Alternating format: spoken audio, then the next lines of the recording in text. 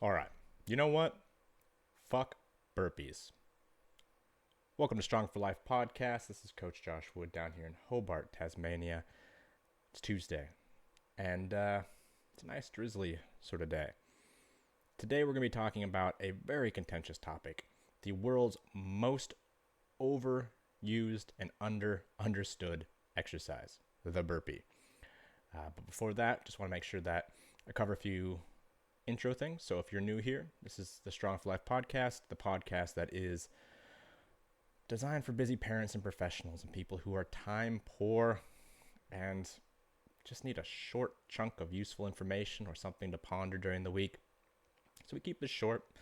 And if you're catching this on any of the podcast streaming platforms, please take a moment to like, rate, and review. Not only does that make me feel good, it lets me know that I'm talking about the right stuff and reaching the right people. And if you have any thoughts, concerns, questions, or refutations, please send them my way. Always happy to have a conversation. Now, a couple quick announcements. Let's see here. The beginner steel mace course is in the works. That should hopefully be, almost ready to unveil by the end of the month. If you are following on YouTube, please take a look at some of the intro sessions that are there right now and provide any feedback you might have. Also, I have finally created the best protein pancakes that don't use any protein powder. I'm pretty happy with this. So if you are interested in just an easy recipe to prep for your week of breakfasts, just hit me up on any platform. Instagram's an easy one, at Coach Josh Wood, and let me know you want that pancake recipe. Now, let's talk about burpees. So when I first started personal training, I started off in 2011, I think it was. I made a promise, and the promise was I am never going to prescribe burpees. It's 2024 now, so 13 years. I've still never given anyone burpees.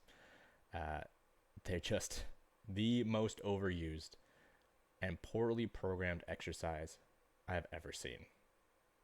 Like, my goodness, every new PT who wants to punish you for something is going to make you do burpees. And I am very much against the idea of exercise as punishment. Exercise is your birthright. Exercise is what you are designed to do. Movement is what you were made for. And to make that punishment for something just doesn't sit right with me. It should be a celebration. It doesn't have to be easy. In fact, it shouldn't be easy. But being hard and being punishment are not the same thing. So let's look at burpees. What are they? So if you're catching this with the video, I'm still not going to demonstrate one. But you've probably seen one. So the traditional form of burpee, you start at a standing position, you squat down and touch the ground. You kick your legs out to a tall plank, bring them back to your hands, stand all the way up. That's it. Burpee. There's lots of other variations that you might see. You'll see them with a jump from the squatting position. You'll see them with a push-up, or maybe a jump and a clap, or an explosive push-up to clap. There's lots of variations. There's a lot of crazy people out there doing them and then jumping over boxes. We've all probably seen one. But where do they come from? I like this story. It's very interesting. It's funny to me, really.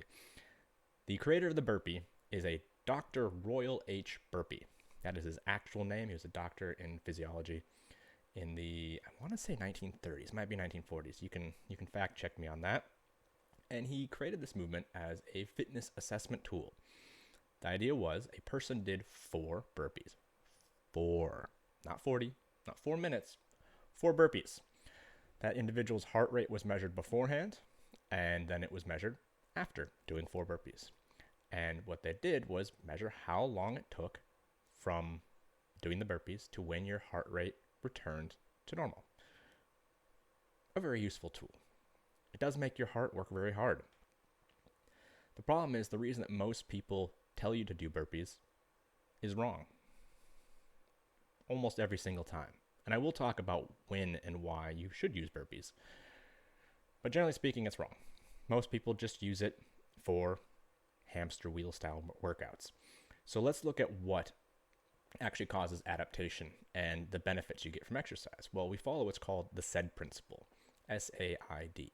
specific adaptation to imposed demands, meaning your body is going to adapt to what it does. You impose demands on your body, and it will create specific adaptations to those demands. So if you want to get strong, you have to work on lifting heavy things, lots of resistance. If you want to get fast, you have to work on being fast. If you want to work on stability, you have to work on being stable. If you want to do mobility, you got to work on controlling movement through range of motion. So, what does the burpee actually do for us? Well, most people will be like, it's a full body workout. Well, no.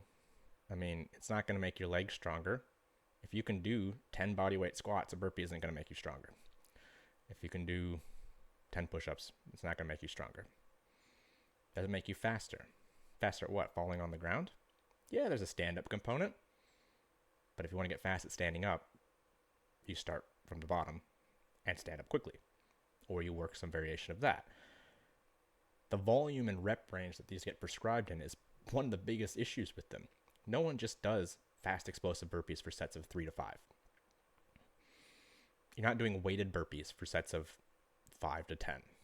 It's just volume, volume, volume. And it's a lot like box jumps. You know, it's one of those things where people are like, we should just do heaps. He's like, no, box jumps are designed to get you really explosive through the hips. It's not an exercise designed to teach you to bring your knees to your face as fast as possible. It's not something to be done with volume. It doesn't give you any adaptation that you really need. So it doesn't make you faster. It doesn't make you more explosive unless you're doing them, again, sort of 3 to 5 reps, maybe 6 or 7 reps, depending on your work capacity. There's too many moving parts, too many things that can go wrong. And this is what I see. I see a lot of folks, usually in their middle years, usually out of weight, going to the cheapest fitness option they can find, whatever new personal trainer or F45 or CrossFit gym is in the area. And they get told to do this complex movement for time. Most of these people can't do a good squat. Most of these people can't do a proper set of push-ups. And then they throw in a jump or a box jump in between. And they say, okay, do this a bunch. And then what is this doing for you? Well, usually all those places have really high injury rates, especially compared to other forms of training. So it's a quick way to an injury. And it's part of what I call hamster wheel workouts. I could give my 3-year-old son a hat full of random exercises and time limits, and he could pull out anything at random. And you'd have just as good of a workout as most of the workouts you get when they just say, do burpees, do box jumps, whatever, for time. It's a hamster wheel workout. It is something that is just designed to make you feel like you're working really hard. But working really hard doesn't mean you're actually getting any benefit from it, especially if you can't do it regularly. And unless you can do all the parts of the movement, the squat, the plank, the push-up, and then adding in things like squat jumps or plyometric push-ups, if you can't do those individually for decently high reps, you can't do the full movement well for high reps. So why are we giving it to people if they can't do the other movements? The risk of injury is too high. The amount of soreness and fatigue someone gets from doing these high rep movements leads to them not having good consecutive workouts. They take time off. They can't perform as well when they should be learning the individual parts of that.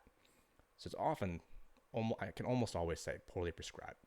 The reason that people tell you to do burpees is almost always because, quote unquote, it's hard work. Hard work doesn't mean good work. You could punch numbers at random into a calculator all day and it doesn't make you an accountant. And you're not going to get any better at being an accountant. So why don't we pick exercises that make sense for what you're trying to achieve and actually build your body and build your capacity? If you need to do cardio, we can do a lot longer, better cardio with better results. Walking, running, jogging, on a rower, a stepper, an elliptical, with a much less chance of injury. Why do people do it then? Well, because it looks cool. It's hard work. But it doesn't get people anywhere. So we need to look at why we're giving exercises as coaches and what they're supposed to accomplish. And as trainees, what is it that you actually want out of your training? Do you want to just work so hard you throw up? Great. Then just spin around in circles until you throw up. It's about as useful. You should learn how to do push-ups first. You should learn how to do proper squats. Then you should learn how to load those squats before you do burpees till exhaustion. That said, there are 2 instances in which the burpee or variation of is a good idea, is a good exercise to use. One is specific to mixed martial arts and grappling. There's a crossover there. There's a movement called a sprawl, which is designed to stop someone shooting in on you, meaning trying to stop them from tackling you to the ground by grabbing your lower body. The sprawl is just dropping your hips to the ground with your chest on your opponent. It's very similar to dropping down in a burpee, and then you have to get up very quickly and reposition. There's a lot of crossover there. And there is a time and a place for doing that with a reasonable amount of volume. You might want to do it fast and explosive in shorter reps. You might want to do it in a way that is more reactive as well, because you're training to react to something. But also, you're not going to do it for minutes on minutes. That'll never happen.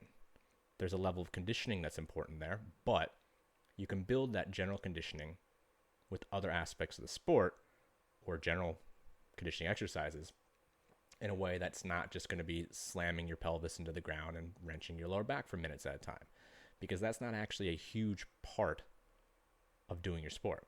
It's a small part. It's an important part. It's a necessary part, and you need to train it. But there's a limit to when and how you're going to get benefit from it. There's diminishing returns. Now, the most important time you should train a burpee is if you are competing in a burpee competition. I'm not joking. We have a lady here in Hobart who has, I think, a couple world records in burpees. One is for 24 hours of burpees. If you're trying to do something like that, you need to be really, really efficient. You need to do a lot of burpees, and you need to do them for a long time, because that's specific to the challenge you're trying to undertake. If you want to get good at burpees, you have to practice burpees. But in almost every single other case, there is a better choice of movement programmed at a better duration and intensity that is going to give you better results. So if you like the suffering, dig in. Burpee your little heart out.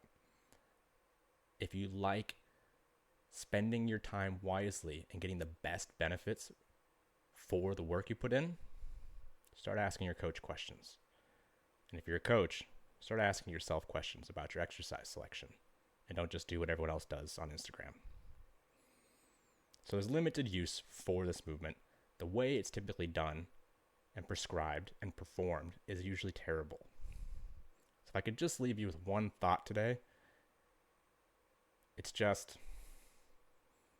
fuck burpees. See you next week.